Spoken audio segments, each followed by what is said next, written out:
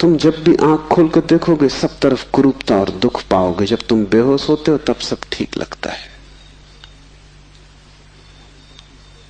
इसलिए तुम्हें तकलीफ मालूम पड़ती, चैतन्य आत्मा असंभव,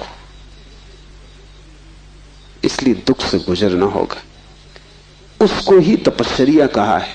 जब कोई व्यक्ति जागना शुरू करता है तो पहले तो उसे दुख में से ही गुजरना होगा, क्योंकि तुमने जन्मों जन्मों तक दुख अपने चारों तरफ निर्मित किए हैं। कौन उनसे गुजरेगा तुम अगर न गुजरे तो? इसको हमने कर्म कहा है। कर्म का कुल इतना ही अर्थ है कि जन्मों जन्मों तक हमने चारों तरफ दुख निर्मित किए, जाने अनजाने हमने दुख की फसल बोई है, काटेगा कौन? तो जब भी तुम होश में आते हो तुम्हें फसल दिखाई पड़ती बड़ी लंबी, इस खेत से तुम्हें गुजरना पड़ेगा। डर के मारे तुम वहीं बैठ जाते हो, फिर आंख बंद करके शराब पी लेते हो कि ये तो बहुत झंझट का काम है। लेकिन जितनी तुम शराब पीते हो उतनी ये फसल बढ़ती जाती। हर जन्म तुम्हारे कर्म की श्रृंखला में कुछ और जोड़ जाता है, घटाता नहीं। तुम और भी गर्त में उतर जाते हो, नरक और करीब आ जाता है।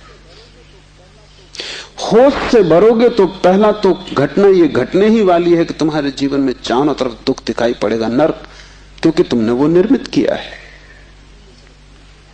और अगर तुमने हिम्मत रखी, साहस रखा और तुम उस दुख से गुजर गए, तो जिस दुख से तुम सचेतन रूप से गुजर जाओगे वो फसल कट गई।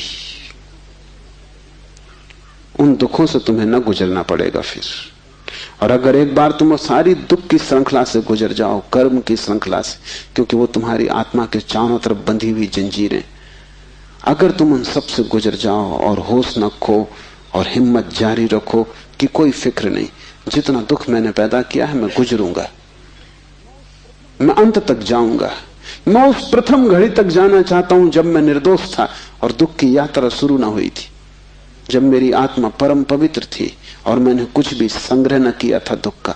मैं उस समय तक प्रवेश करूंगा ही, चाहे कुछ भी परिणाम हो, कितना ही दुख